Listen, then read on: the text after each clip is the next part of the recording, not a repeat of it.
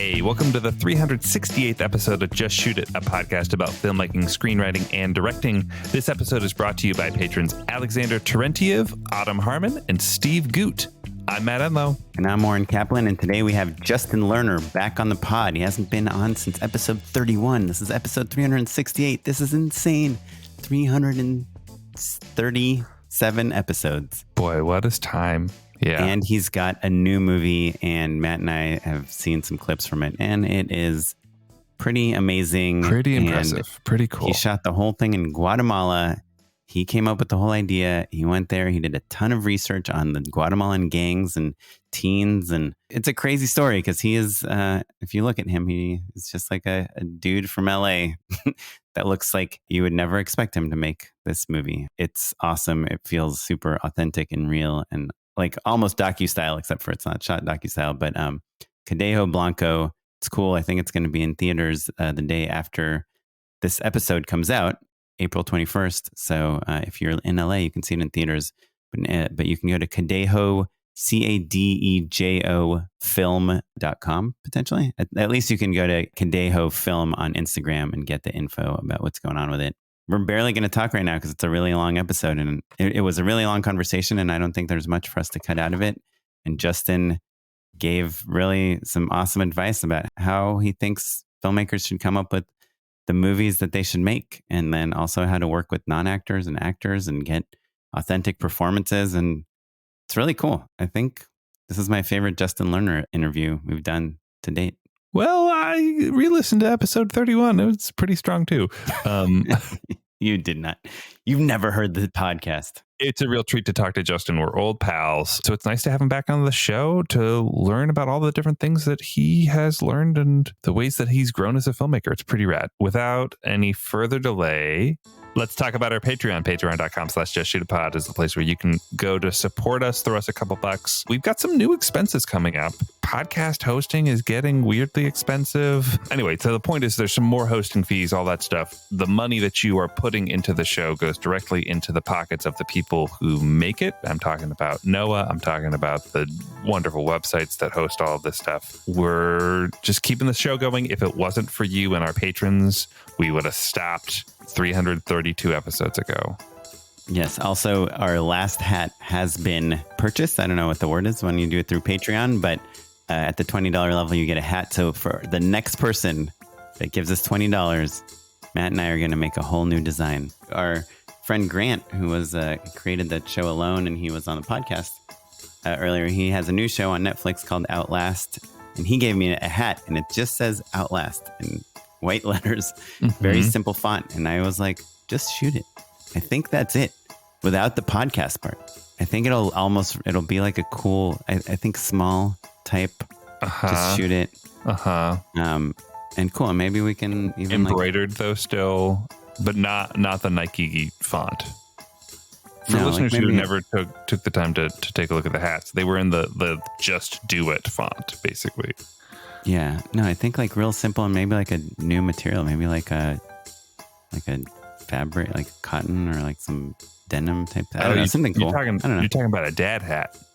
Oh God, everything I do is dad related. You are talking about a dad hat. Outlast, he has like a black hat with white writing, and he also has a camo hat with orange writing, and it's pretty cool, actually. Lost me. Hard no. I know, of course I would lose you, but I promise you, listeners, write to us, justshootitpod@gmail.com. Let us know what you think about a camo hat that says "Just Shoot It" on it. You could talk me into a bucket hat before you could talk me into a camo hat. I know, but it's like I'm just saying that camo has gotten so disgusting that it's come around and now it's pretty cool again. Yeah. Anyway, let us know what sort of hats you'd be interested in. And go to patreon.com/justshootitpod. If you're a designer, hey, pitch us something. By all means. If we use your design, we'll give you a free hat. Thank you. All right. Let's hop into our conversation with Justin Lerner about his new film, Cadejo Blanco. Hey, he's not just a learner. He's also a teacher. We're back on with Justin Lerner. How did you know? With name puns, with the top of the show. With dad number one. It's been a long time since episode 31. We're literally 10 times that many episodes. Yeah. I was banned for many years, it seems like. You were not You know what you did. You know what you did, but you Justin. do know what you did. For listeners who haven't listened to all 320 episodes since then. Justin is an old pal, and we met a couple different ways, but primarily because we were neighbors across the hall from one another for like a decade. I have a terrier. She's 7 now, but we adopted her around the time of getting to know Matt, right? Like probably around the time the last podcast came out. And because Matt and Chrissy, his wife, had great parties and my dog is obsessed with food, she was hardwired that anytime Matt's door was open, she'd sneak across the hall and just present herself inside Matt's apartment. Yeah. So much so that I would sometimes just assume she was over there if I couldn't find. And then I emailed Oren a few weeks later saying, you know what? Every time my dog sneaks over to try to eat Matt and Chrissy's food, I see they really like my dog. Matt and Chrissy should get a dog. And I actually did one of those. You guys have like a user, like a listener line or email. Sure, and I wrote like voicemail. Yeah. I wrote, hey guys, do you think Matt would ever and Chrissy would ever consider getting a dog? And you literally wrote back to me, man, we love dogs, but it's just so much responsibility and I'm traveling so much for work. And then you go and have a baby, which is totally much less responsibility. Sure. And I was just thinking like, okay, now I'm the one with the dog and no baby, and you're the one with the baby and no dog. Is that the only way we met? Is that we lived across the hall, or was there another way? Well, and then you were in the director's group. Right. That was kind of the other aspect. That's how you and Oren know each other, is through like this old director's group. Yeah. With Eric Kissack's director group that we all used to go to back in the day. Yeah. That's how I met Laura Davis, and that's how I met Carlin and all of your pals, Tim, all of your pals. Yeah. So since 300 episodes and some change ago, you were there with The Automatic Hate. And now you've got your new feature out, Cadejo Blanco. Did I get it right? Very good. Yeah, I'll take that. That's a very good gringo pronunciation. Cadejo Blanco. How do you pronounce it? Yeah. How should someone say it correctly? Cadejo Blanco. Okay. All right. But I mean, same universe. Totally. I've heard it butchered all over. And that's why they changed the name in a few countries. What is it? In the US, though, it's Cadejo Blanco, right? Yes. But we're coming out in a few months in France, and they just changed the name totally to just Undercover, Infiltré, which is a great title. They're doing like the more crime thriller aspect of it. And they called it White Guardian in Estonia. They kept the title in all Spanish-speaking countries, but the thing is, a Cadejo only has significance in Central America. In Mexico, where we had our international premiere, no one knew what a Cadejo was, and I had to explain it at the first question on every Q&A. Yeah, do tell. Explain what a Cadejo is. So it's a Guatemalan myth or legend, part of their folklore, and it's like an animal that looks like a white wolf, but it's actually more of like a spirit or guardian angel that protects people from evil or death, or leads them to it, depending on if you believe in the good one or the bad one. In Guatemala, there's different versions of the legend depending on where in Central America you are. So El Salvador has a different one than, say, Costa Rica. In Guatemala, there's these savage wolf-like dogs that roam the streets, especially at night when you get out of the bar. And if you see one walking next to you, it's because it's protecting you from getting mugged, for drunkards to, like, when they get out of the bar, get home safely. Gotcha. But it has a lot of significance in the spiritual world of mythology and folklore in Guatemala. And I named it that after I had written it and was almost ready to shoot, because of the significance of that animal and that character in Guatemalan culture. But only because I think it was a cool metaphor for the film and what the girl's journey is. Spoiler, there are some dogs in the film, but the film's not about these dogs at all. But they're everywhere. You see wild dogs on the street in Guatemala everywhere you go, and in the woods. So it's a very much a part of the experience of hanging out in Guatemala. So I just thought to make it more Guatemalan, it would be cool to add this part of their culture and their folklore. Cool, man. Well, before we go deeper in, because we've got a lot of big questions, but like, just give us the pitch, the logline. Tell us what Cadejo Blanco is about. Sure. It's first of all, it's a U.S. Guatemala Mexico co-production. It's shot all in Guatemala, mostly in this little Caribbean town in the Northeast called Puerto Barrios. But it's about a working class girl from the capital city, Guatemala City, who gets in a fight with her sister one night out at a bar, and turns out that she's been dating a dangerous guy. After the fight, she never comes home that night, and the older sister goes on a week-long trek looking for what happened to her sister, who's gone missing, and has to basically infiltrate a gang in this small town on the Caribbean coast of Guatemala in order to figure out what happened. So she actually goes through the motions of joining the gang and getting really good at all the stuff in it, risking her life every scene, every moment. She could die at any moment, all to try to figure out and get revenge for whatever happened. And in addition to this kind of cool crime story, the meta narrative behind all of this is that these are non-actors. Some of them are actual gang members. Just kind of give us the production background a tiny bit as well. Yeah, that makes it a much longer pitch, so I was going to wait. But yeah, since you mentioned it, so the film was developed over 3 or 4 years of, I'd say, the most intense prep, rehearsal, investigative journalism almost period of research, in which I basically spent almost 4 years. I'd say like three and change, meeting kids from these small Guatemalan disorganized gangs called clicas, kids in the neighborhood, and a couple older people who had left these gangs, and developed a script with them in which they helped me write it.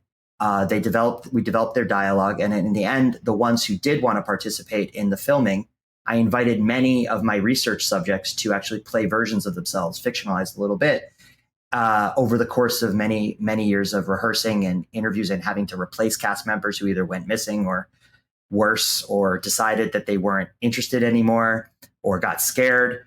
And so it was a very open-ended kind of living document, the script, and then the finished film that kept getting rewritten continually, always deferring to the people in it to allow them to represent themselves in the film, where I was just I knew what the story was and we worked it out together, but scene by scene, anytime they wanted to change something, they were the boss. So it was a real interesting collaboration between real people and about, I'd say, a half a dozen professional actors who we mixed in with the non-professional cast to make this kind of crime thriller. Yeah.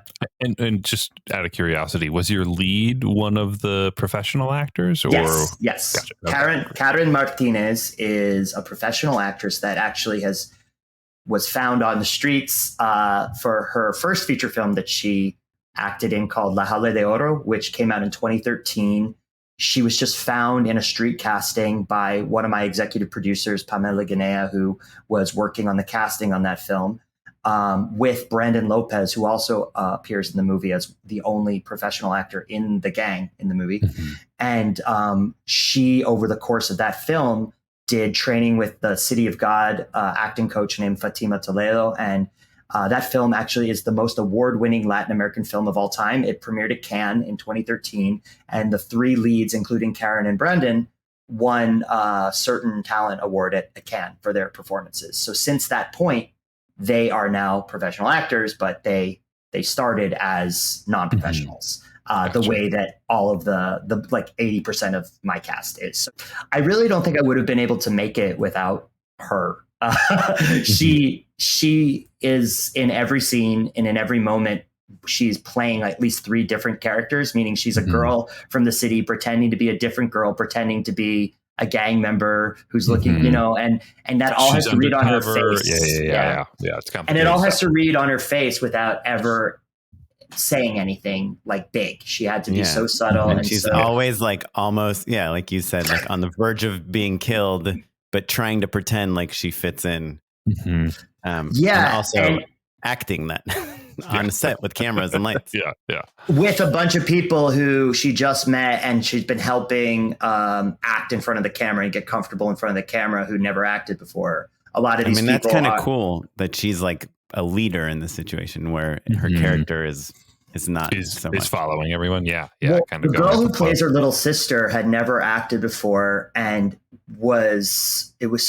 she's great, but she's just who she is in the film. So in between takes, Karen was helping her so much because I'm dealing with a lot as directing something in a different language. A lot's going on. We're shooting it very fast. And Karen and Brandon, the male actor who's the professional, he's the curly haired guy in the gang. You might have noticed he's the only professional in the gang. And so the boss of the other gang, the drug dealer, he's not a professional actor? Oh, the big guy, the older guy? Yeah. No, he's a non-professional. Wow. Yeah. Really great too. We did the thing that happened with the gang members is that I ended up trying to find some in the city, like theater actors, and they were doing the whole like shtick the way that you would see someone pretend to be a gang member in a bad TV show.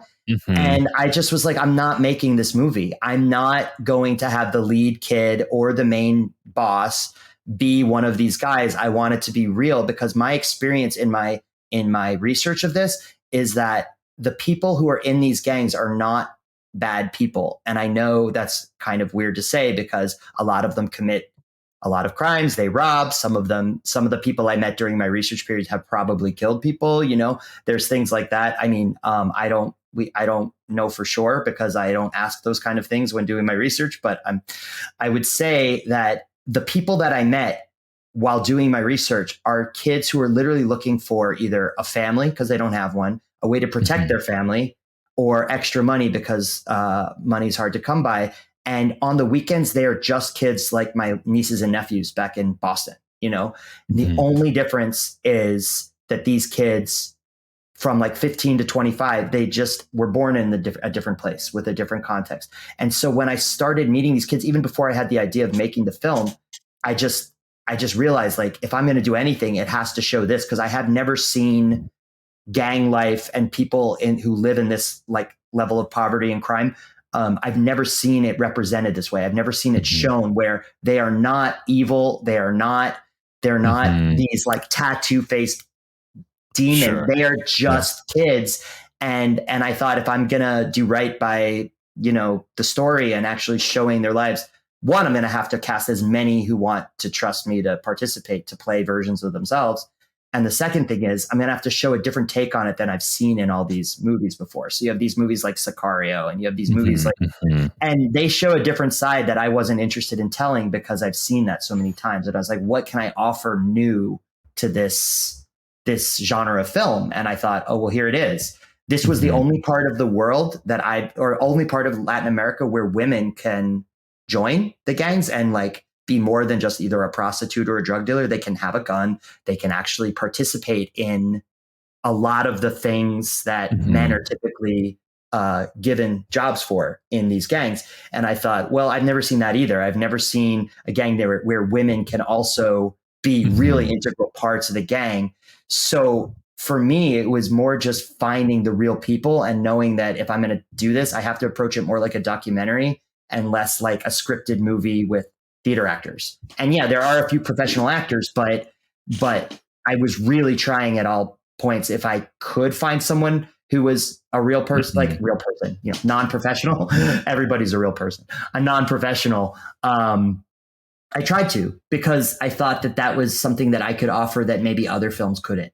If I'm not mistaken, by my math, you are a white guy, yes, Jewish guy, half that lives in LA. Yes. And you know, a guy, and I'm guessing late 30s, maybe, you know? Sure. I'll take it. And so somehow you touched a little bit on this research you did on all these kids you met in Guatemala and their lives, but like, how did you even like get to the situation where you're in Guatemala talking to these kids and like coming up, and you made a movie about a teenage girl in Guatemala, without a lot of money in Guatemala in a different language, And like all of which I am not. I am not a teenage Right. girl in Guatemala. I am not. Yeah.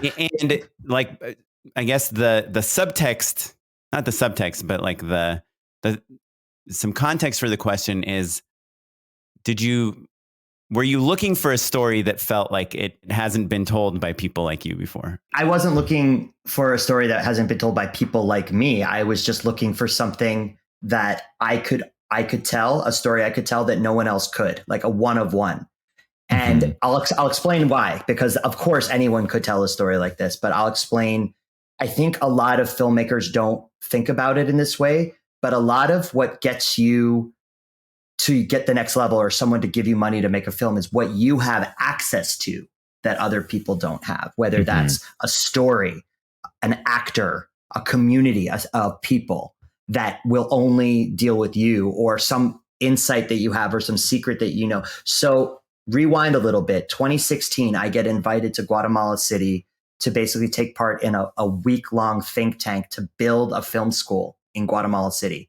And you're invited because you had made some films that had some success. You were kind of known in the indie film world, and you played Sundance, Toronto, Cannes, right? Some amazing festivals. Is that why you get invited?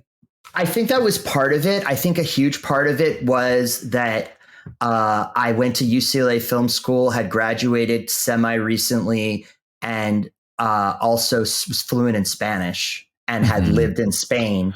And the president of the university, he's an economist who I knew through my family.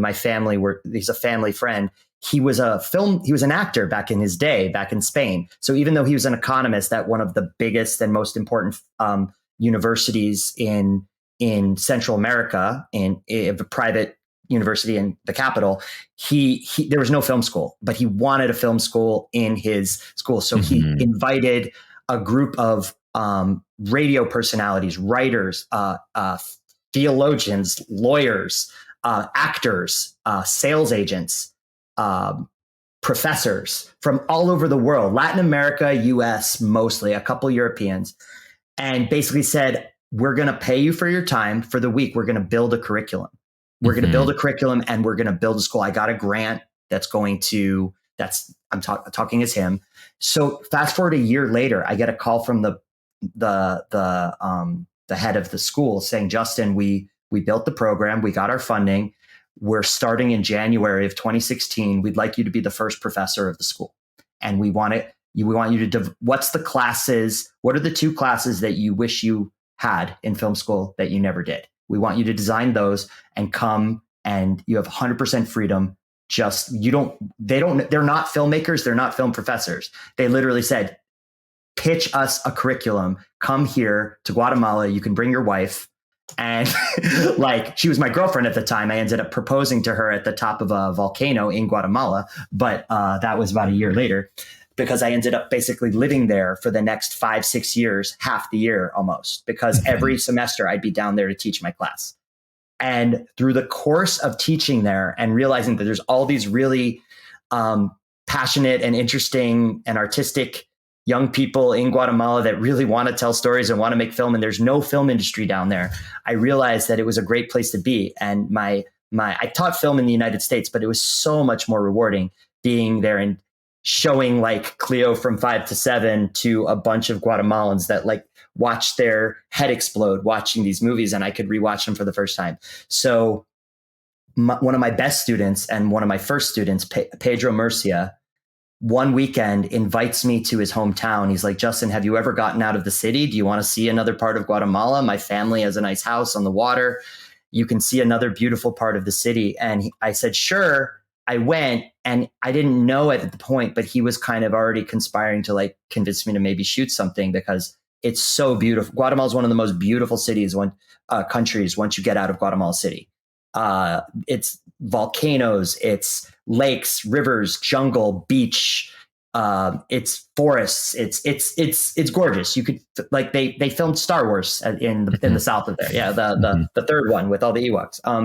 So I spent a weekend with him and his friends and his family. This is my student. He's like 19, 20 at the time, and at the end of the weekend, he tells me that half of the kids that we were hanging out with, like moonlight in in gangs, or they're friends with people in gangs, and they were just people that were just in a bar with us or at a restaurant with us. And I started, it was really fascinating to me because no one had ever filmed a feature there except for one scene of Tarzan in 1933, and it was pretending to be Africa. So I decided after that weekend, after I finish my classes every week, I'm going to go back and just start meeting more people there. And because it's not far away and it's really fun to get out of the city when I'm not teaching, I started a little notebook. Sarah, who is now your wife, at all concerned that you're going to go hang out with all these gang members every weekend? A little bit at first, but here's another thing I forgot to tell you. And again, this goes back to figure out what you have access to that other people don't. My student, his father happens to be a very respected lawyer in town who's a criminal justice attorney who works, his specialty is working with young people who used to be in gangs and are now trying to get out and get jobs. He represents them in court. So I had access through my student and his father to these kids who were really interested in doing something outside of crime and outside of that life. Exactly. Exactly. And they all owed a great debt of gratitude to the father of my student.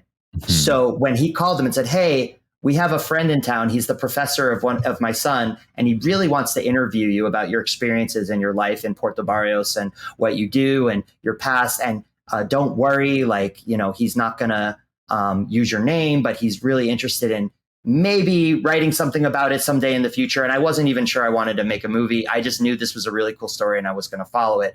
But let's not lie. I'm not going to be cheeky with you. I was obviously thinking this could make a great movie sometime, and I'm going to follow it until I find out whether it will or not. And so I just keep getting access to people. Just to be specific, were you was your process here let's explore this world first?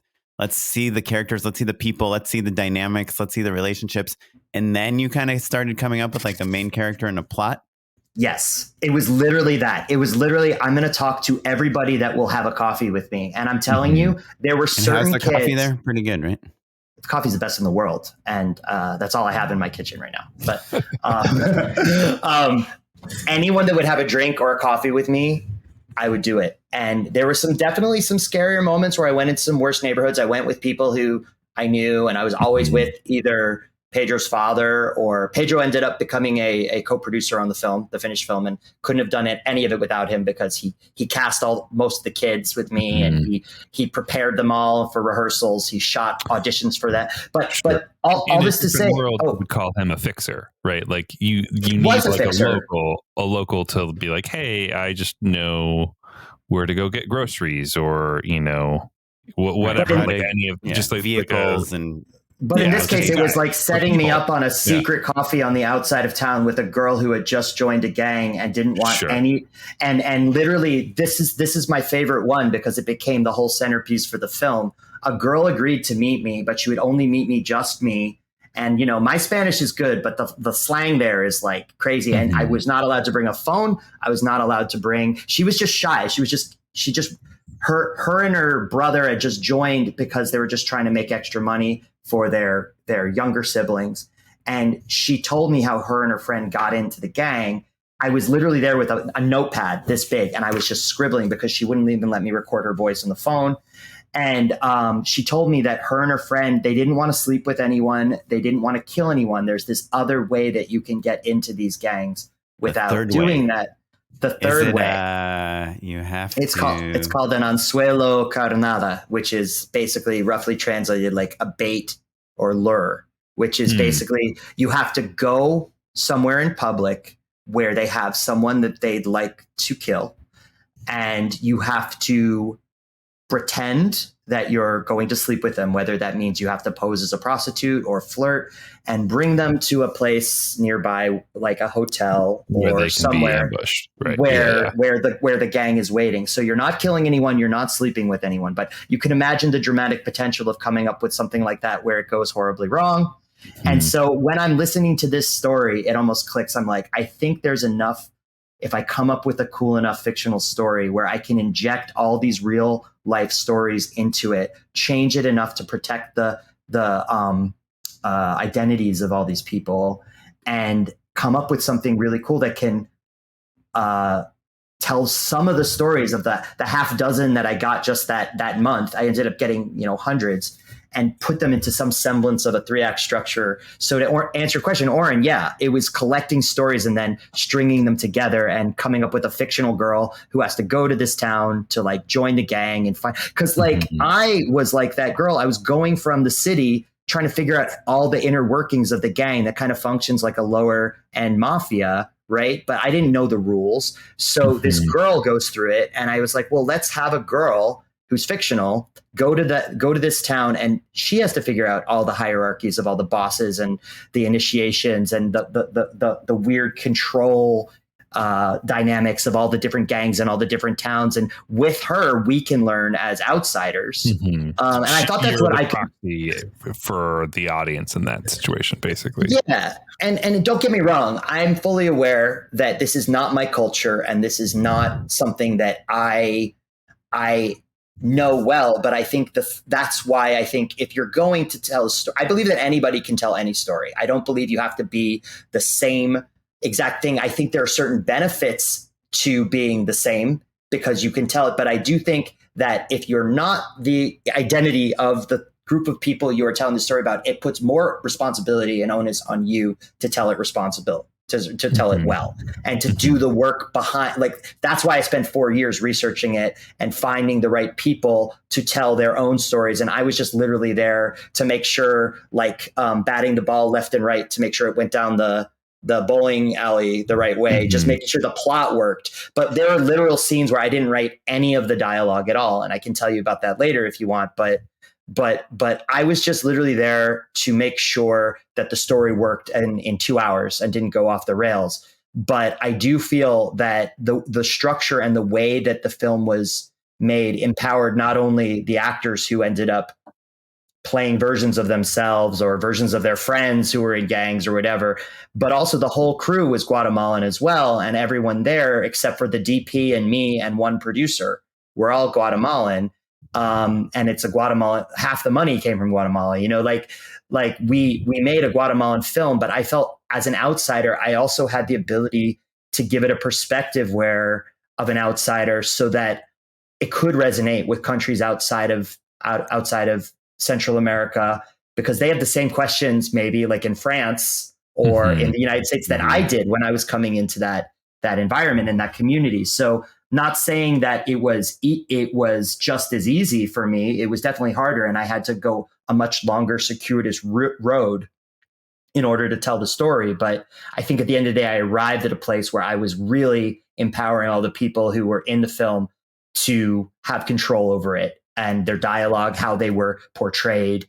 And like, I always deferred to them. If there was a scene, sometimes my script would say, well, the initiation, they need to scare her. But I put next to it, like, how does that happen? Must ask actors and let them write it. Sure. and then we figured it out in rehearsal, and then we shot it. I've written many scripts like that and gotten very little interest in Hollywood. Well, this was already financed, though. I was like already like making it when I was writing stuff like that. Yeah. Well, let me ask though, just to kind of dig in on this just a touch more, because it's a thing that, we think about on the show and talk about with people, this question of your personal stories versus your identity versus your voice as a filmmaker. It's complicated stuff, right? Was there ever a moment where you had doubts? All the time. Maybe I'm, and tell us about that a little bit.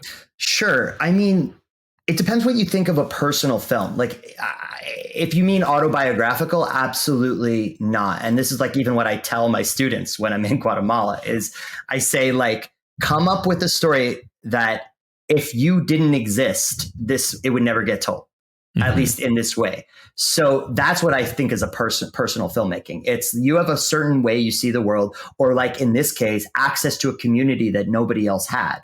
I think my being an outsider in this town made them more interested in talking to me than maybe if I was a Guatemalan filmmaker. I don't know why that is, but maybe it brought this level of, oh, here's a guy who's actually just trying to tell a fictional story from another country. It's going to be a movie. But yeah, you have doubts all the time. I think the thing that you fight through the doubts for is that spark that makes you so excited and realizing, I don't think that if I decide to abandon this, anyone else will tell this. And in this way, like if I abandon it, my next hope would be to get Pedro, who is, now like 24 years old, to do it, because he has access as well to all of these people through his father. But I don't think you can just arrive in this town as a filmmaker and have the access to the stories and the reality and the things that I got to see and hear and witness. Like I got to go to real safe houses, like real gang safe houses, no recording device, nothing. I just get to go in and see them and ask questions as part of my research. And so that to me is personal because I'm passionate about the story and I'm in a unique place to tell this. Now, a different person would tell it differently, but yeah, if you can fight through the doubts and realize that it's still worth it, I think that's a question we all have to answer for ourselves, right?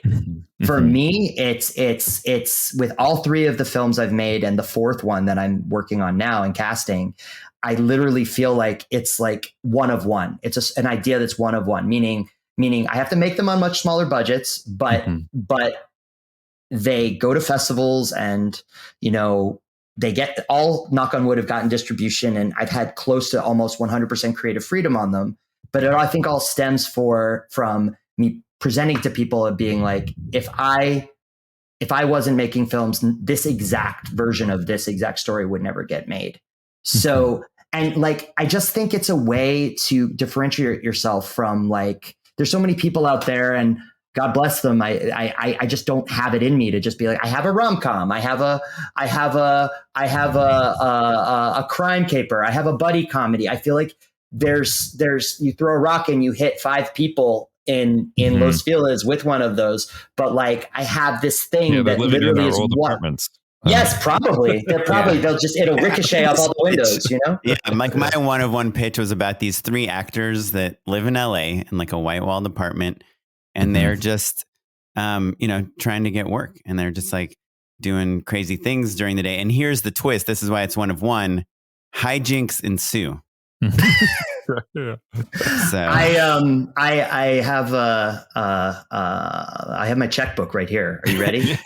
No, obviously I'm joking, but there is something there is a thing I think about, like a lot of filmmakers that are like, I want to make a Tarantino film, or whatever. I want to make that true crime story. I want to make that rom-com that it's really, this meets this. It's this meets this. Yeah, it's this where meets it's really, yeah. But I love your point of view of like, what is a story what do you have access to, and what's the story that if you didn't exist would never be told? And I love that. And there's so much of, sorry to interrupt, but no, keep going. When you talk about this girl that you met that was in a gang, I'm sure, you said you did 3 or 4 years of research. You probably had a list of like 100 stories, and it takes like a Justin Lerner to say like, this is the story that's going to anchor it. And it takes a lot of strength and kind of confidence to say, okay, I have these 50 other amazing stories that I'm not going to tell, The things I saw and people I talked to that didn't make it into the final thing. It's like, I honestly feel like I should write a book or something. No, it's unbelievable. And the friendships that I've made with the people who stuck with me through the whole 3 or 4 years, through every rehearsal, through every location scout, through even the premiere we had in Guatemala. Like, we set up an NGO that will own a back end on the movie forever. And we've already to date gotten 2 scholarships for what's an NGO? An NGO, non-game organism? It's a foundation. It's a foundation that it's like a nonprofit, but it's set up. It's actually, this one is more faith-based, but it's set in the town we shot in, and it's run by the sister of one of my producers in Guatemala. And basically, we found a way to have back end donated to the film in perpetuity, and also find 2 scholarships for at least 2 of them, and maybe more down the line. Keep studying film. in That's cool. That's great. and what my lead actor, who we found right off the street, who had a really checkered past and is doing great now, just got his second acting role in a movie. I mean, there's not that many films that's shooting in Guatemala, but like, Oren, just to get back to what you said, I didn't want to make it sound like everybody has to do that. I just found like, if I was going to get out of film school with all of this, like my short film and student debt and like the ambitions to make a feature, I was like, well, what can I offer that they'll remember? That I just felt like that for me was more exciting than trying to like find something that was working already and just do my like a copycat of that. Yeah, sure. And so like I went to my first feature, which I think, Matt, maybe you saw. Sure. Yeah. It was called Girlfriend. I saw it like kind of like right after we had met.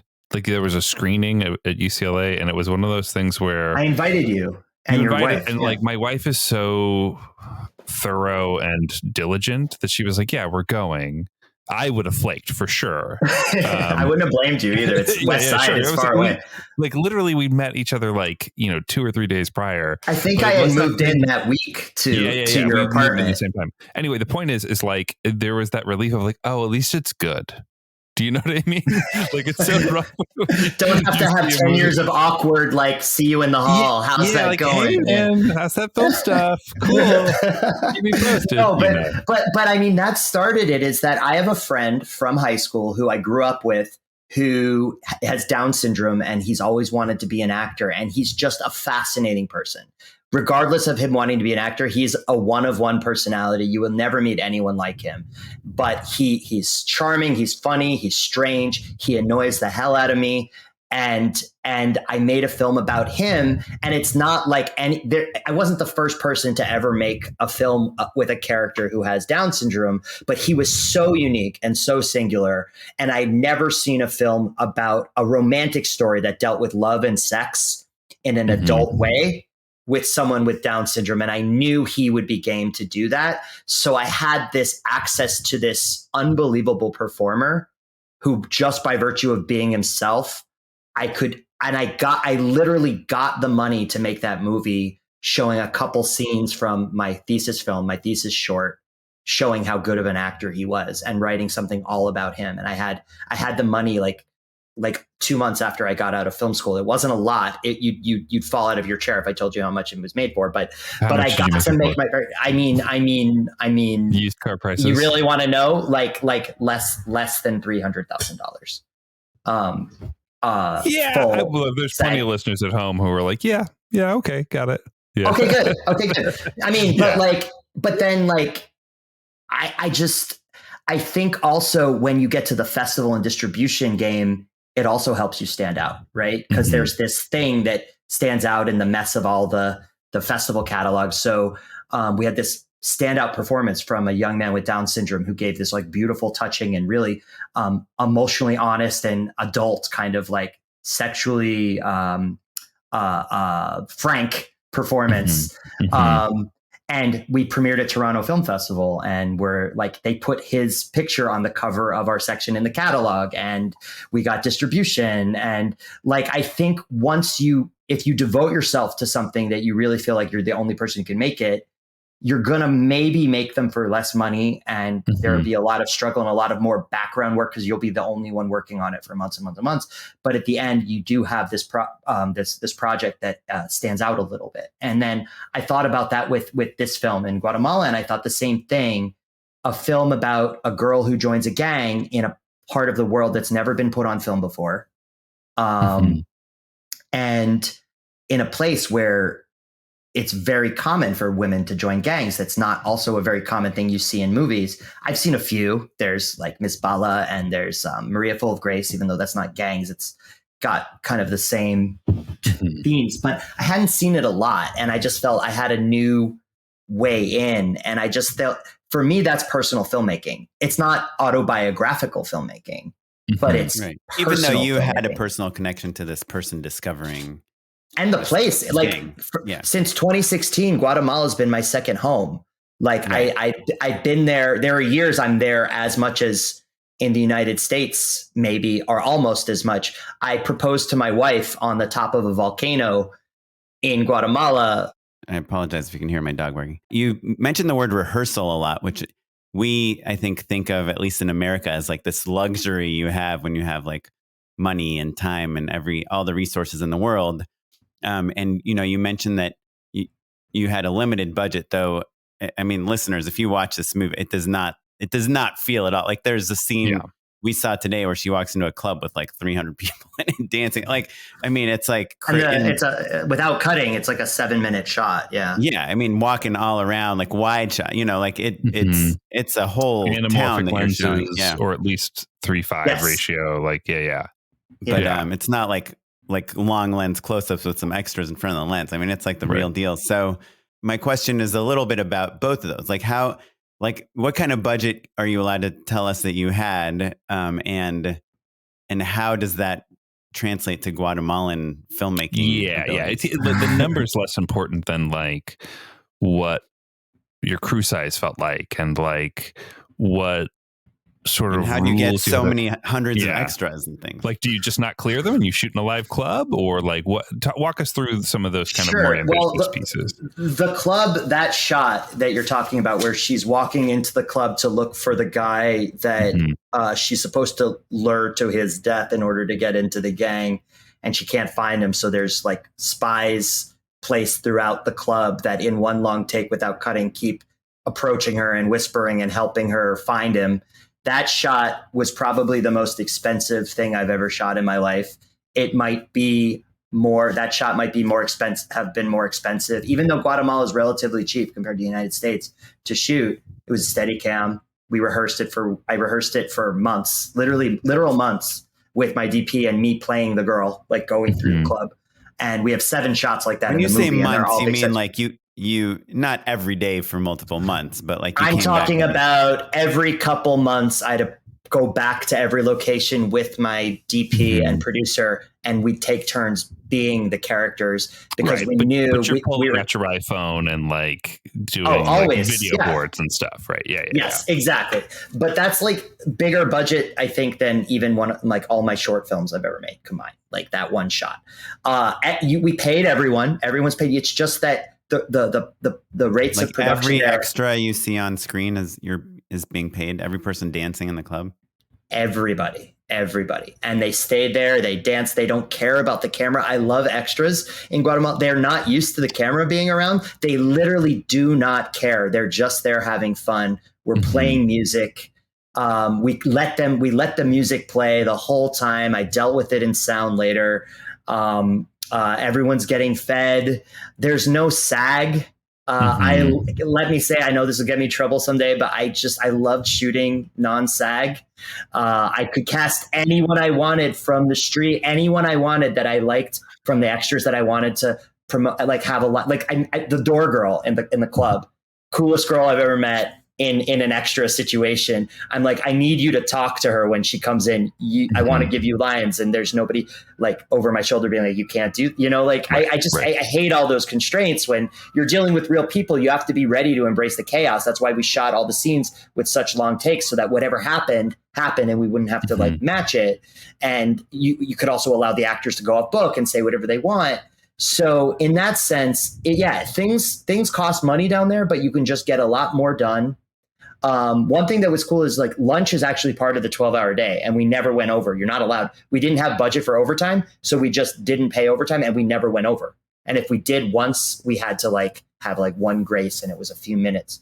But we shot it for 30 days. We had 6 5-day weeks, which is like double the amount I get on an indie feature in the US, Yeah. No, that is incredible. This nightclub scene, it sounds like it's actually relatively conventional. It's just that like, you could afford it, which is kind of the novel thing of this indie film. But there's another scene where, a boy is like walking across a street, and, it's nighttime. There's like all sorts of crosses and people moving and cars. Motorcycles passing the car.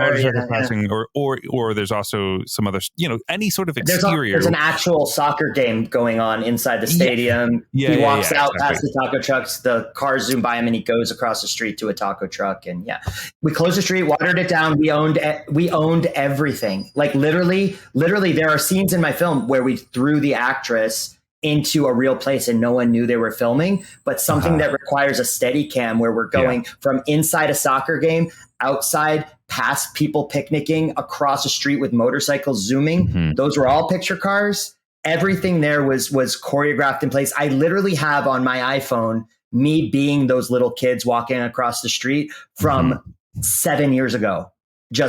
And by the way, every time we would come back, the locations would change because this restaurant would shut down. The change owners, we literally had locations drop out night before because the guy sold his business to a friend. And we just have to negotiate with the friend. And they're like, no, sorry, we don't want you to film here. So like, we literally just went through years of this, and everything that you see in that, including the soccer game, we just hired 2 soccer teams to play. That was madness though, because that day, everyone in the extras decided they wanted more money than we had offered. And so they orchestrated a mutiny inside the soccer stadium and literally threatened everyone that they were just going to walk mid-shoot. Organized, Justin. But here's the thing: I didn't know about it until we wrapped. I was outside figuring out the getting across the street with the motorcycles, and but in general though, everyone was when really you're doing cool. those giant scenes like that. Sorry to interrupt, but are you directing the soccer team? Are you going like, you guys are playing, you're winning, you're doing this, you guys are standing, you're cheering, you people are into the game, you people are whispering, like how detailed are you with? I had an assistant director who was like one of them. She was Colombian, but she lived in Guatemala. She was both. She's both the best and worst assistant director in Guatemala. She's the only assistant director. She's the best assistant director I've ever seen in my life. She literally was able to orchestrate every background person. Those kids just played soccer. Like we tried to tell them what to do. They're like, no, we're going to play a game. And the parents of the kids were all there screaming for their kids because they were actually playing a game. Right. And we just luckily got enough of it as he was walking. It just needed to be background. It needed to be there. And when you devise a shot list where you're only going to do one shot per scene, whatever's in the background works. It's what it is. Yeah. Well, and it's funny because I was wondering like, oh, is some of this just stolen, right? Because it's a relatively quiet scene, right? Like your dialogue and these big tracking shots and establishing shots that we're talking about, there's not a ton of overlap, right? So like the club scene, it doesn't surprise me that you had music going during it because your lead is silent or things that are easily dubbed. And I was like, oh, that's very smart. You keep people in the moment. You know, and no one's like listening to a click track or anything like that. They're just actually having fun. So it just adds to the atmosphere, right? Yeah, I kind of like was excited about creating the chaos of what was there. And I'm like thinking like my job here is to get these people, when you work with non-actors and extras, I think the thing I'm always thinking of is how do I get them so bored with me that they're not thinking about the camera and forget that they're acting. So you can either do that by distracting them with music and fun or a soccer game, or just getting them really bored and tired of like performing, and then they just are themselves. They just get over it. And I think that's what I did with the non-actors in the scenes. And like, I don't think those clips are not in the scenes you saw, but they're scenes within the house where I'd have all the kids in a big scene where they're all talking and all doing stuff. And the first scenes are like a little big and they're worrying too much. And then I just start pissing them off by doing it like 10 times. And they're like, is Justin ever going to let us leave? And by like 12, 13 takes, they're so over me and the camera that they're just being themselves and they forgot that the camera's there. And that's when I start seeing that they're just it's tricking them into realizing that or remembering that the camera is there and just being, it's almost wearing them down. And is the dialogue you're just letting them kind of go, like they're not worrying as much about hitting the dialogue precisely? I developed this thing and I can't take credit for it. I was heavily advised and counseled and mentored is too strong of a word, but Sean Baker, who works a lot with non-professionals, gave me some of the best advice I've ever had. And it started in casting. And he said, don't do auditions. Invite people in and ask them to tell stories about themselves. Ask them to tell story, and you're going to start to see the ones that are comfortable in front of the camera and the ones that are interesting, and you're going to capture their real personality. And then see if you can keep those people in the film not being too far from what they already are. And that's how I came up with the cast. And I even sent him like all of our auditions, and he told me which ones he liked and which ones he didn't. Or gave me some advice. Do you prepare them? Do you say, hey, we're going to have you come in and tell a story? Or do you just like, hey, the director just wants to interview you, and they come in and they're like, hey, tell me where you're from. What do you do for fun? Literally just would say, casting for a movie, come in, no script required, just answer questions on camera. And then we would just literally interview. And if they were interesting, it would veer off into cool stories. And that's how I found my lead. He was talking about his life working as a mechanic and fixing motorcycles. And then it got really dark, and he started saying about how he had lost his mother and he lost his father.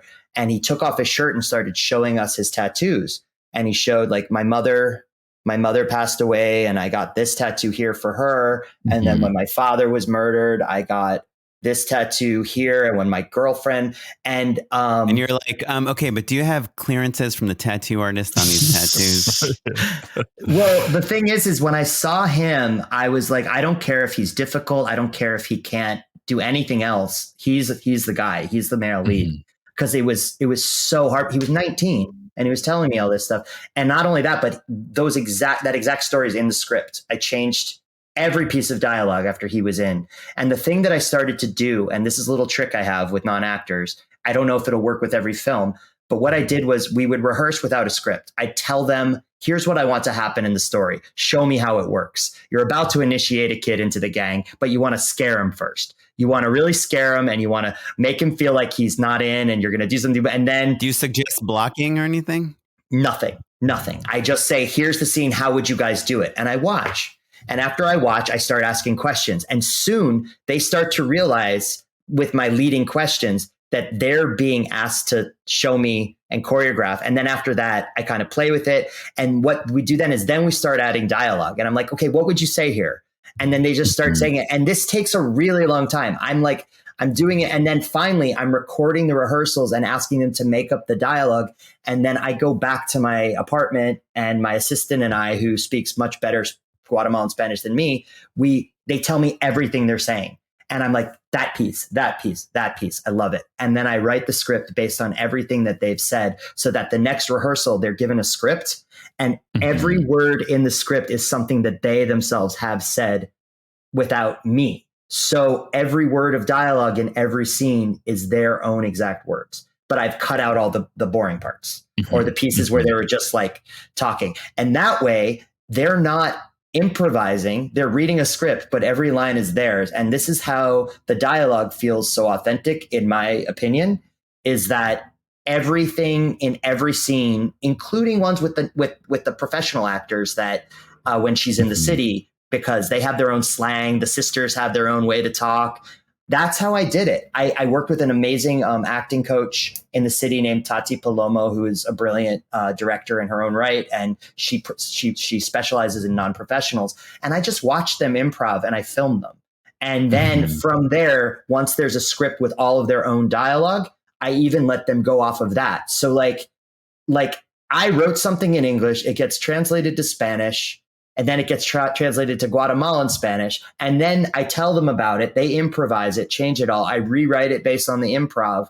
And then the improv is gone, but they have their own lines. And then they change it on the day again and again and again. And I don't care because I'm only shooting minimal coverage. So this is all going back to the fact, if you're going to make a film in another culture that's not yours and you're an outsider, I feel like this process allowed me to preserve the authenticity and their own voices without me getting in the way as minimally as possible. Maybe I wouldn't do this on an American film, but I'm going to try it on the new film that I'm casting right now to see if it works. I don't know if it will, but I really fell in love with this method because what it does is it allows them to improvise with all the crap of improv that usually ends up being kind of bad. Like, are you ever in a situation where like, oh, this shot would be so awesome. This window is here. This light is here. This wall is here. The dolly's here. And you have to, like, you can still move the actors and tell them to stand in certain places and hit marks, right? Of course. Yeah, absolutely. So my cinematographer, Roman Casseroller from Argentina, who I literally is the only person I've ever like blind wrote and like might as well have been on a dating app and just said, "I love you. Will you work with me on something?" His DMs is what you're saying. Without the DM part, but yes, I found his email covertly and just wrote him and said, "I don't know you, but will you shoot my movie in Guatemala?" Anyway, he and I developed a very flexible shooting plan so that no matter what happened on the day, it could be shot anywhere. So that like if we lost a location or something happened with the weather, it torrentially rains in Puerto Barrios. It's a very tropical climate on the coast. We were just able to figure out a way to always have a backup plan. We have a climactic scene in a barbershop that is a 360 shot that lasts about 5 minutes, in which ends with somebody's chest exploding with bullets. That we did it all in one take. Those have to be meticulously planned, and there's no room for changing. But if two people are in a dialogue and we're like, can we shift them out there because it's raining and it would be cool? Yeah, we did that. And the actors would just have to adjust on the fly. Karen Martinez, who's like one of the most talented actresses, Guatemala, Latin America, or whatever that I've ever seen, was just so nimble and almost was a co-director in certain scenes with me, helping me with the other performers in the movie. So she understands camera blocking. She understands performance. She understands editing, which was super helpful. And so, yeah, I was able. True that when you call cut, she speaks with a British accent, like Michael Caine. man, she doesn't even speak. Brilliant. There were some actors that spoke English, but very few. I mean, I was only in Spanish the entire time. Yeah. So I'm curious, I love this plan of agility and nimbleness and, grafting your visual style to the circumstances. But I'm curious, were there things that you learned not to do over the course of shooting the film, like specifically in terms of adjusting non-actors, right? Oren's point was like, do you ever adjust the blocking to make it look cooler, or were you afraid to touch things? Like, were there things where you were like, I shouldn't say this thing to this actor, or like, it's better for us to adjust rather than to them to adjust to us? Were there anything? Yeah. Some people like when you say louder and faster, they feel like, oh, you're giving me something to do and I'll do it, Yeah. And some people are like, louder, like, okay. Welcome to Just Shoot It. Yes, the thing I learned really quick is that I should talk as little as possible, because I come into the set and I'm this guy who probably, especially with the kids in Barrios, I don't have the greatest slang in my Spanish. So I know I'm going to go in there and confuse them with a note. So what I started realizing is shut up for the beginning and see what they give you, because it might be great. And then if there is adjustment, like there's a 360 shot inside the safe house, Oren, in which one of the non-professionals, she kept messing up where she was walking and bumping into the camera. And all she needed to do was graze it so that we could get past her and get through, because we're going 360 through the place. But we do the 360 pass, like as she passes camera, we reveal a new room and we're in a new room. But she kept missing it. And the more that I came in and tried to explain it, the more confused she got. And so what I tried to do is limit the voices on set to literally one person. And it was usually either the assistant director, who would come in and talk very calmly to everyone. And she was like respected by all and everyone and was like kind of the set mom and unbelievable, or the DP, who would just very soft spoken voice, chill, sitting behind the camera, just being like, and again, in Spanish, much better than mine. Hey, you're bumping into the camera every time. Let's practice it here. I knew that the more voices they had telling them things, the more mechanical it would be. So it was almost like Roman, the DP, would come out for me, look at it on the monitor and be like, what's wrong with it? I'll tell them. And I put all of my direction through him. And then if there was something small, my assistant director, I'd tell her, go talk to my lead actress literally complained about, I don't understand Justin when he talks Spanish fast because he uses and like he's like, I understand the words, but I don't get, because you're sometimes talking like very not literally, you're talking very figuratively about performance. Like I need it quicker, I need it sharper. So I can say that in Spanish with perfect Spanish, but it might not mean that to her. So I talk to my AD, and then she literally translates my Spanish into Karen's Spanish. The thing I learned is like, shut up and direct through other people when you have a huge group, especially with non-professionals. Yeah. I honestly, I think that's true in most cases. Like, I guess what I'm saying is, like, when you're young, you think that a director is supposed to come through and explain the motivation to everyone. And, you know, like, you talk a lot, right? And especially when you're working with people who either are very experienced or just basically any actor, you just need them to be concise and clear. And that's that. Right. So like you could give them remind them of their backstory and this and that or whatever. Or you could be like, hey, scoot to your left a little faster. And then you're good to go. Do you know what I mean? Like, I've found that the one thing I've learned about directing now on my through 3 features is so much of directing is learning when to shut up and not talk. Because sometimes you get what you want eventually. And if you try to telegraph it earlier and force it, they're going to end up getting there faster if you just let them find it. And then you have to step in if you have to, but 9 times out of 10 they find it without you saying anything because they figure it out and they feel it too. And I think I made a lot of mistakes, especially early, in getting in their faces too quick without really understanding that the actor is gonna figure it out. Yeah, 100%. Well, so I know we're running long, but I am curious. You've alluded to the size of the crew a little bit, but just on a practical level, talk to us a little bit about lighting. Like, it looks beautiful. It's you've got these, it's widescreen. You've got like these giant epic vistas and like it's fluid movement everywhere. And I was racking my brain. I was like, there's kind of 2 ways to do it.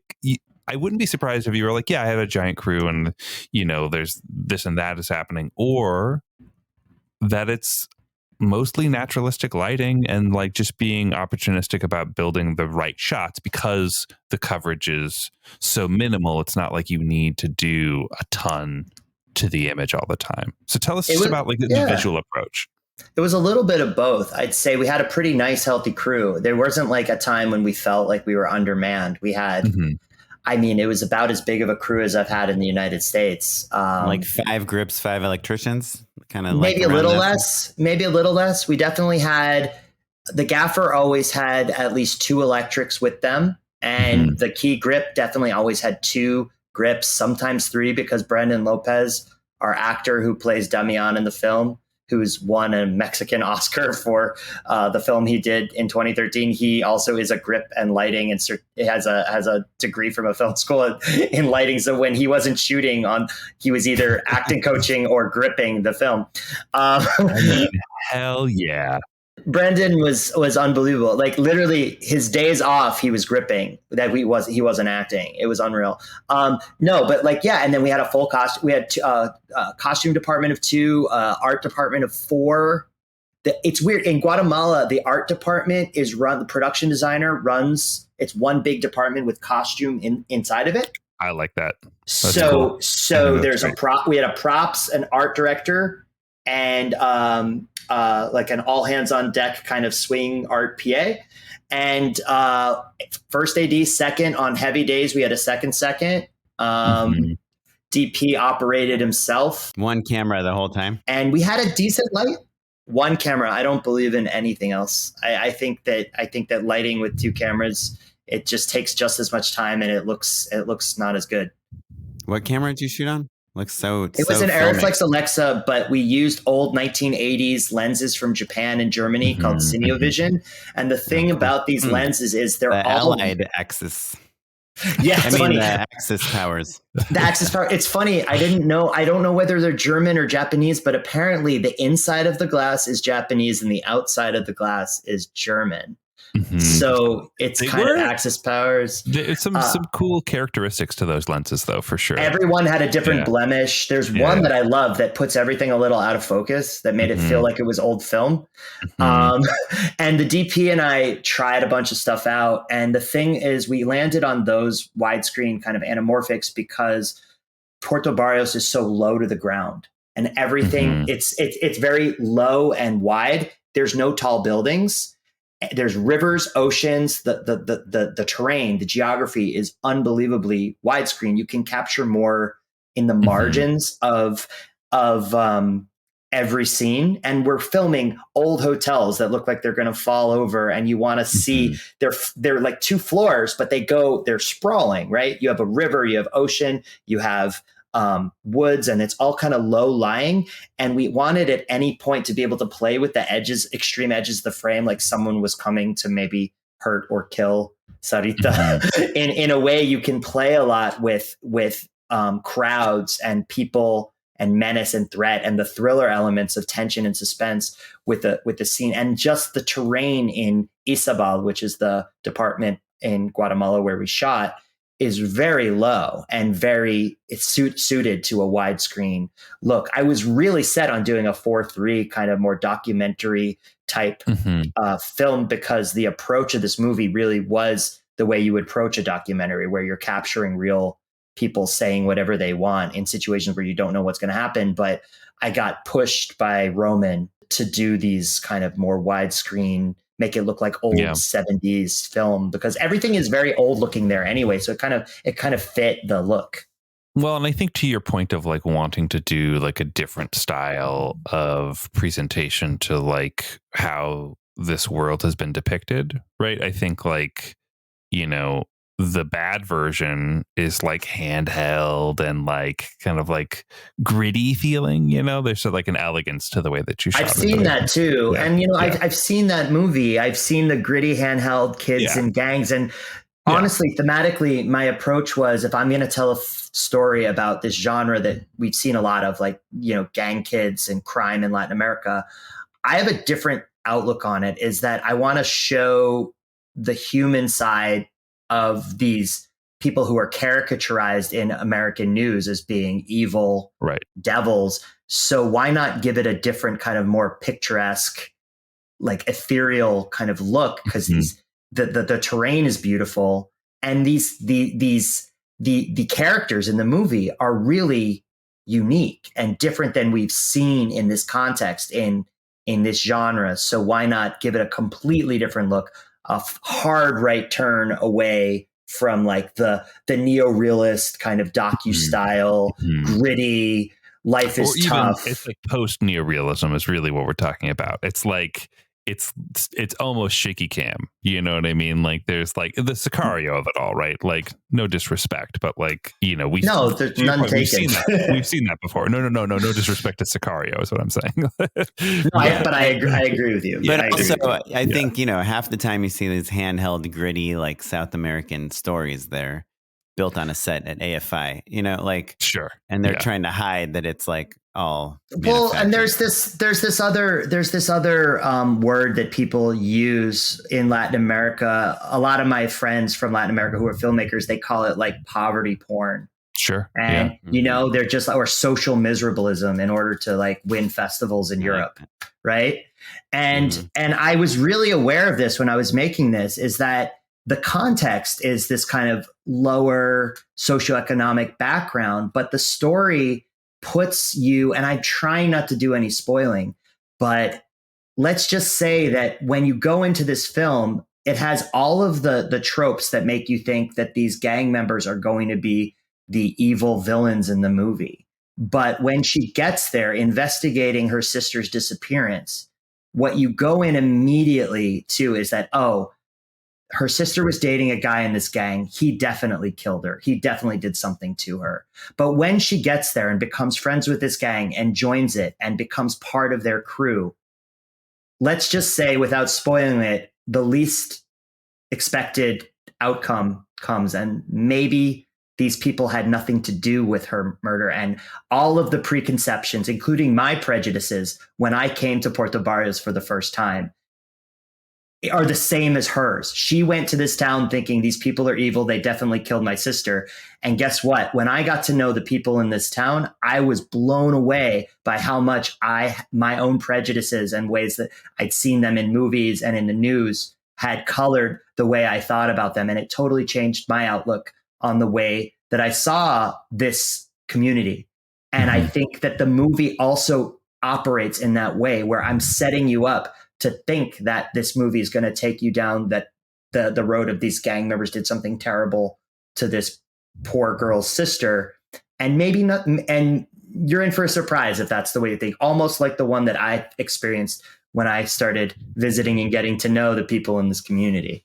So Justin, if people want to find out more about Cadejo Blanco, yes, what do they do? I know it's coming out a day after this podcast airs.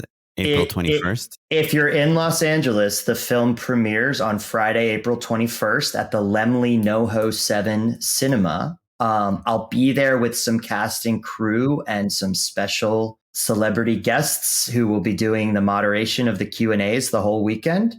We're definitely playing. Well, we're not doing the moderation of the Q&A, Justin. Yeah, it's weird. Not all the invites haven't gone out yet. All the invites haven't gone out yet. Is it Sean Baker? Is he moderating the Q&A? TBD, maybe not. We'll see. But you'll know by the time people are listening to this podcast, it'll be on our Twitter and our Instagram, which is Cadejo Blanco's Instagram is Cadejo Film, and our Twitter is Cadejo Film, CADEJO Film. And yeah, we are coming out for at least a week, the 21st to the 28th at the Laemmle NoHo 7. There are rumors that we'll may get extended a second week to the Royal over in West LA, or at the NoHo 7 again. And after that, just check our Instagram, because there are rumors that we might get a small release in Chicago, Austin, and New York and Miami. So when you say there are rumors, I mean, you can cut this out if you can't answer, but is it that it's contingent on things going well and you're going to go wider, or that like... No, keep this in. If we get a good first week let's just say our distributor, Film Movement, who's a great indie and art house film, foreign film distributor, they're talking to a lot of distributors in those 4 cities I mentioned: New York, Chicago, Austin, Miami. I think I can't speak with any certainty because I'm not in these conversations. It has nothing to do with me, but I've been told that they are keeping tabs on how we do in LA, and we may get a week in all of those places as well. That sweetens the pot. If it's like, hey, this is doing great, then let's open cities it with high levels of Latin American population too that might want to go see the cinema, go to the cinema to see a Guatemalan or Central American movie. We do have a VOD release date of 7/11. I like the July 11th for people that aren't in one of those cities. Awesome. Well, check it out, everyone. And before you go, Justin, do you have a few more minutes to endorse with us? Sure. Unpaid endorsements. In this era of connectivity, screenwriting is especially hard because you're just distracted by your phone all the time. And we've talked previously about, like, sometimes I'll use a program called Freedom, which will like basically turn your internet off and like lock you out of it. But that's a little messy because it messes with your Spotify or whatever. A technique that I've been using lately that has felt really good is that lately I've been printing out pages and then like making notes on them or whatever. But then I keep my phone on, but I put it literally under the screenplay. And so not the pages that I'm writing on, but like the other ones. So like I'm free to check my phone if I need to, like if it pings or I'm antsy or whatever, I need to text my wife. But the metaphor is explicit of like I'm choosing to move my screenplay to check my phone. And just that little symbolic weight is just enough to kind of, look, everybody checks their phone, but like the symbolism of literally, hiding my screenplay and choosing to like move it off of to moving it to check my phone.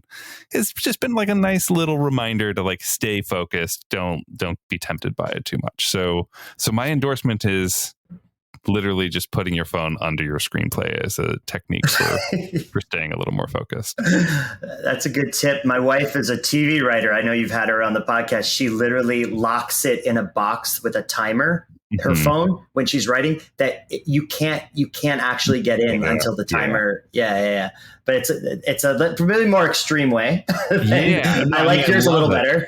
Well, honestly, I used to do a thing where, do you guys remember when Starbucks used to charge for Wi-Fi? This is like a long time ago, but it was the good old days. Yeah. And I would have my wife drop me off at a Starbucks. She'd go off to work for a few hours or something like that. And I just would be stuck there without the internet.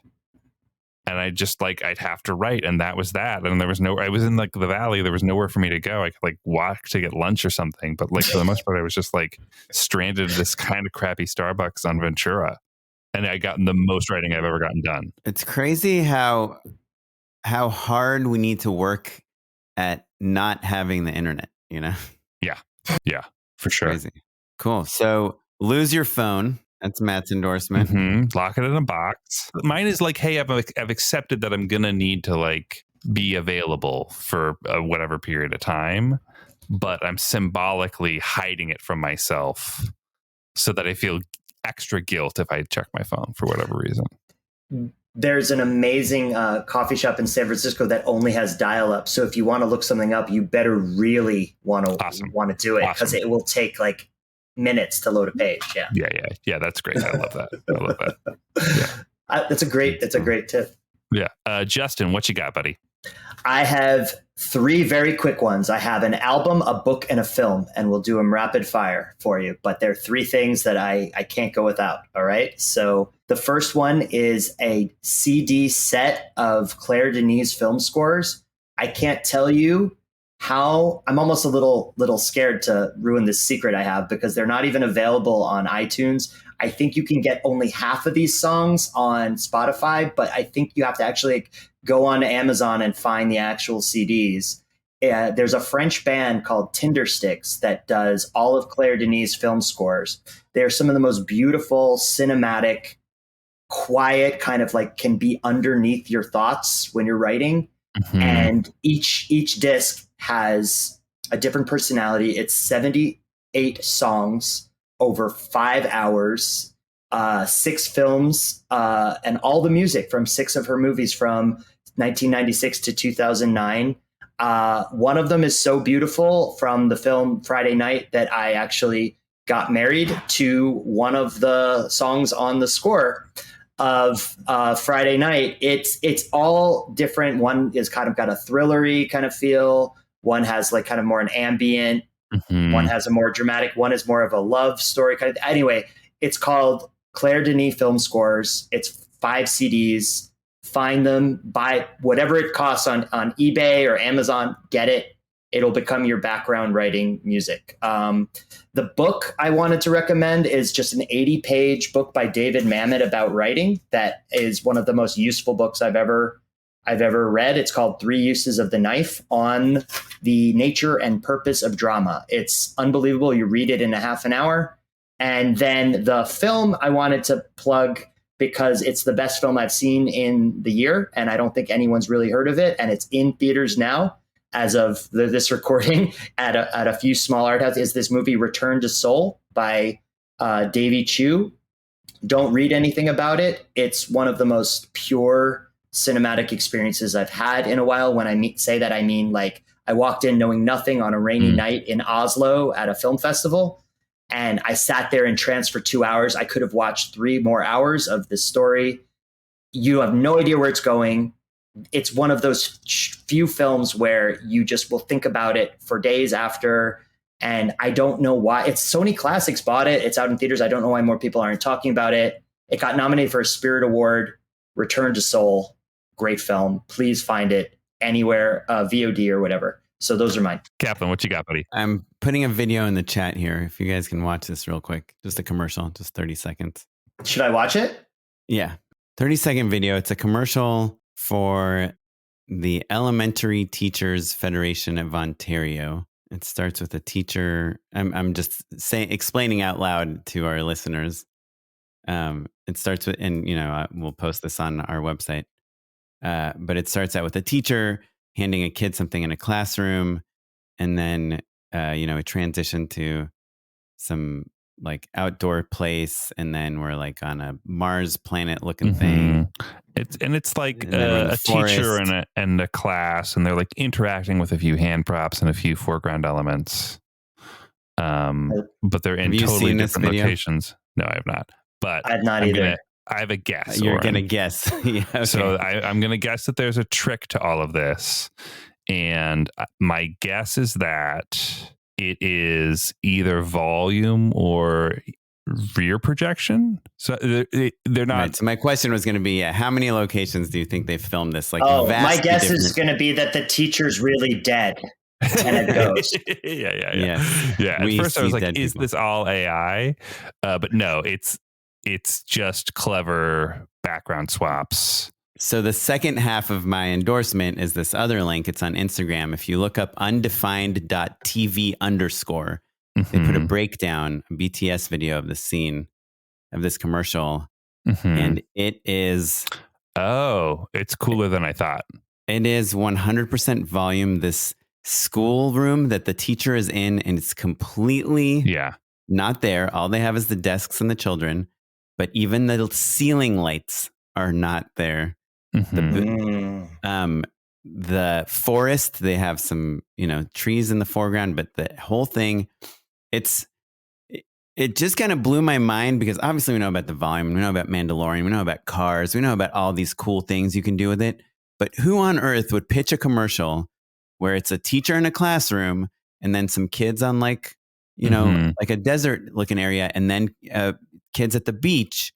Who would think like, ooh, volume, And it's just done so well. I feel like it really fools you. And it's not, there is this cool transition to like space and kind of Mars looking place, but you could shoot that in a desert too, just kind of grade it a little bit. It's reddish. It's all, your point is like, oh, if you had a couple days, you could just do a bunch of company moves and shoot each of these scenes, one on a beach, one in the redwoods, one in a classroom.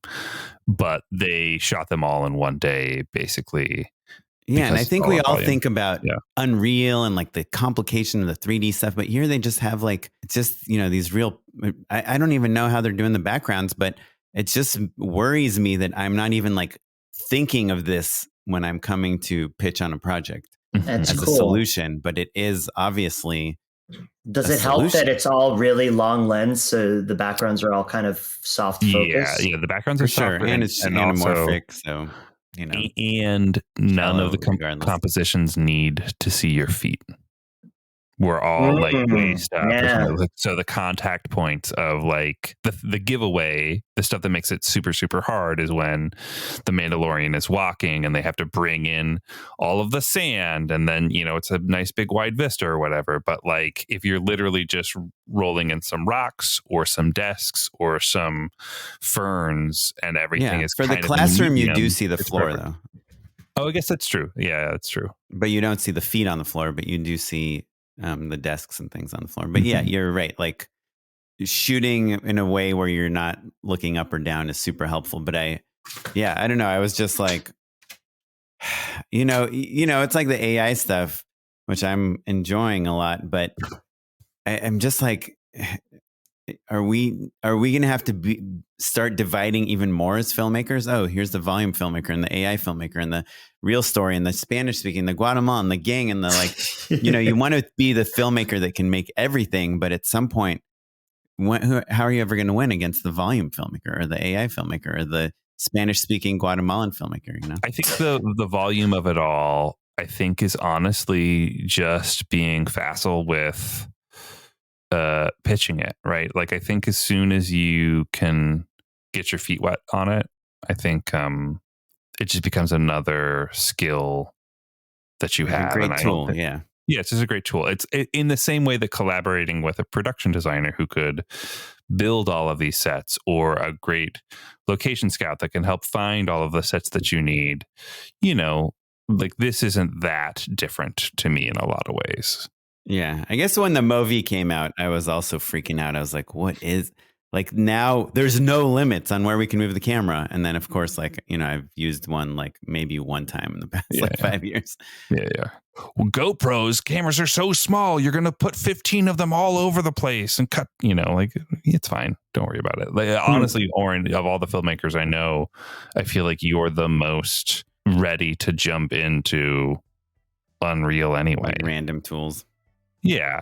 Specifically a new 3D tool. Like big whoop, man. Yeah, Oren, this seems like your wheelhouse. This is something you should embrace. You would embrace. Yeah. You're the wizard of these new tech advances. Anyhow, Justin, thanks so much for coming. You're a wealth of knowledge. Congrats on the film. It's incredible.